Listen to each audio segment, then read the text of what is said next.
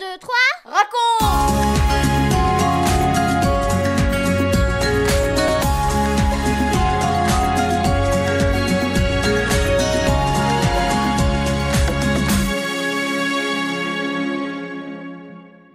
Bonjour les filles, bonjour les garçons, bonjour les parents et tous les amis, bien sûr, vous êtes tous là derrière à écouter cette émission, la 61e émission d'1, 2, 3 raconte pour tous les enfants et pour tous les parents, les amis. Nous allons retrouver Jésus avec ses amis justement, des gens qu'il a guéris, qu'il a bénis. Ils vont lui dire merci chacun à sa manière. Une femme a choisi de lui offrir ce qu'elle a de plus précieux, tout son trésor.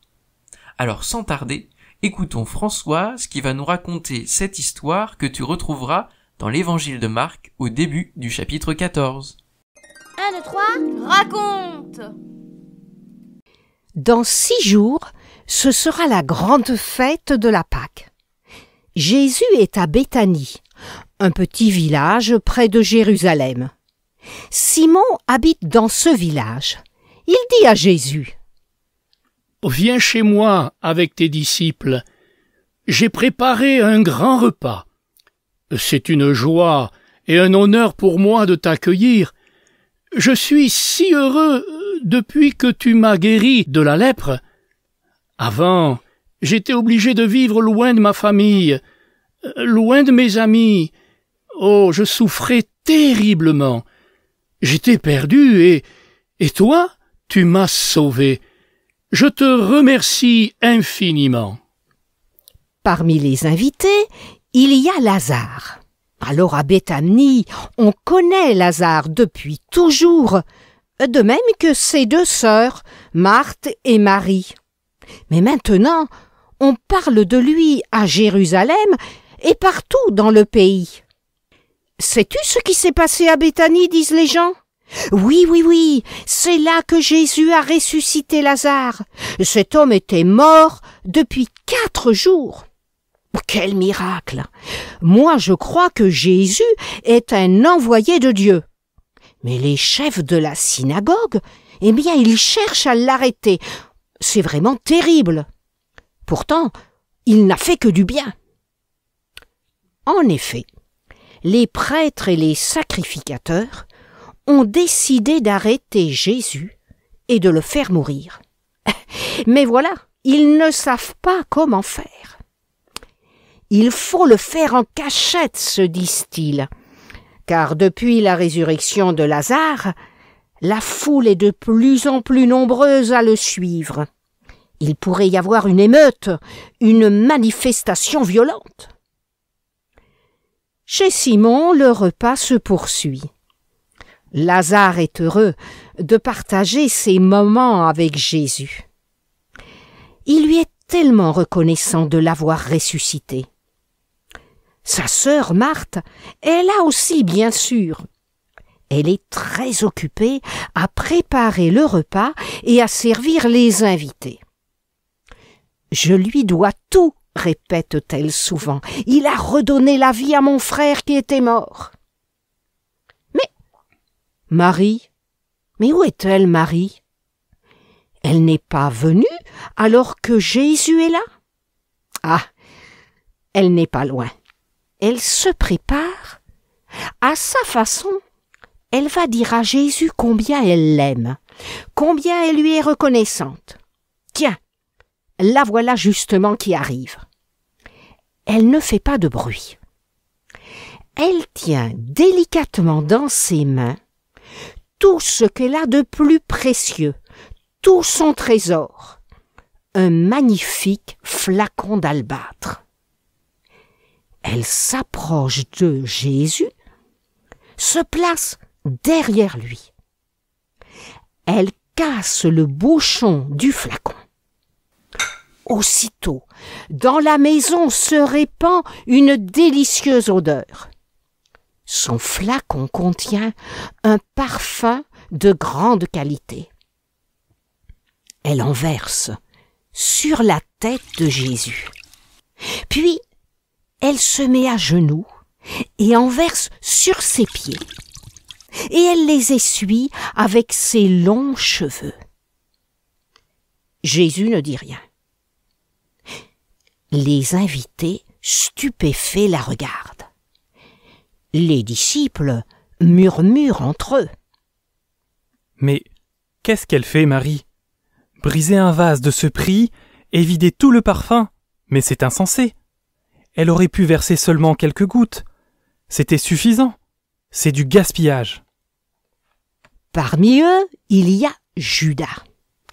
Il n'aime pas vraiment Jésus. Il avait toujours espéré que Jésus deviendrait roi. Et alors à ce moment-là, lui, il deviendrait un ministre très puissant et surtout très riche. Quel gaspillage! Ce parfum valait plus de 300 deniers. Le salaire de toute une année de travail. Cette femme aurait mieux fait de nous le donner. On aurait pu le vendre et donner l'argent aux pauvres. Judas est-il en souci pour les pauvres? Mais non, pas du tout. Judas est un voleur. Il pense à cet argent qu'il aurait pu mettre dans sa poche. Il est très en colère. Marie a entendu. Sa joie a disparu. Elle baisse la tête. Elle est au bord des larmes. Jésus prend la parole. Pourquoi faites-vous de la peine à cette femme? Elle a fait une bonne action. Il y aura toujours des pauvres au milieu de vous. Vous pourrez leur donner de l'argent. Mais moi, je ne serai pas toujours avec vous. Marie, elle a fait ce qu'elle a pu. Savez-vous pourquoi elle a fait cela? Elle a parfumé mon corps parce que je vais bientôt mourir. Écoutez bien ce que je vais vous dire. Ce que Marie vient de faire aujourd'hui ne sera jamais oublié. Dans le monde entier, on le racontera. Les disciples baissent la tête. Ils ont honte.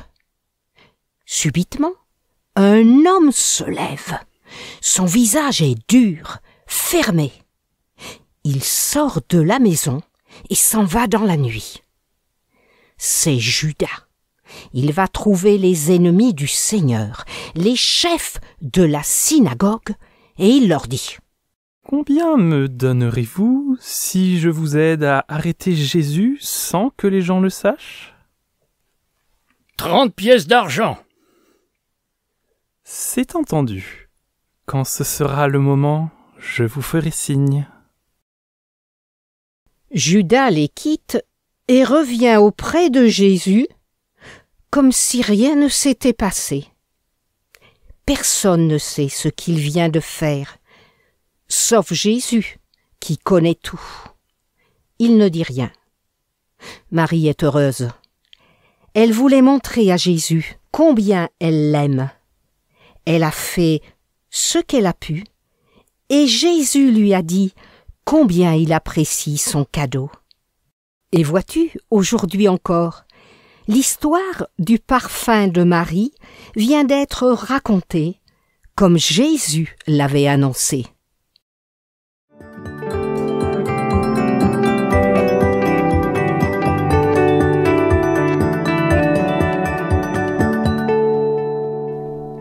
Un, 2, 3, 4, et toi, et moi.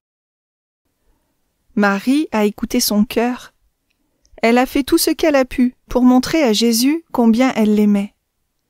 Elle lui a donné ce qu'elle avait de plus précieux, et Jésus a bien compris ce message. Il a reçu son cadeau avec joie. Il a pris sa défense devant tous les autres.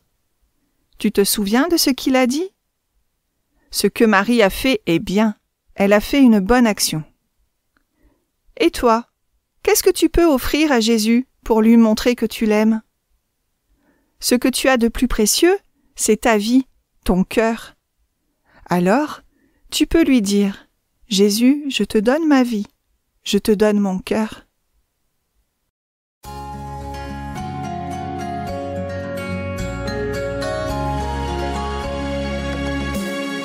4, 3, 2, 1 et nous les parents. J'aime beaucoup cette parole de Jésus. Pourquoi faites-vous de la peine à cette femme? Elle a fait tout ce qu'elle a pu. Il peut nous arriver aussi de faire de la peine à nos enfants, en ne prêtant pas suffisamment attention à ce qu'ils font pour exprimer à Jésus leur attachement. Comprenons que derrière leurs gestes, leurs mots, il y a une expression d'amour, même si à nos yeux, cela peut sembler dérisoire, sans valeur, peut-être même ridicule. Veillons à ne pas leur faire de la peine et encourageons-les à exprimer à Jésus leur reconnaissance et leur amour. Vous venez de suivre l'émission 1, 2, 3 raconte avec Françoise et Michel Zanellato, Benjamin Lamotte, Céline Girardi, Baptiste Roland, Erwan, Yuna et la collaboration de Vital Radio ainsi que 365histoire.com. Si vous avez aimé cette émission, n'hésitez pas à la partager autour de vous. À bientôt!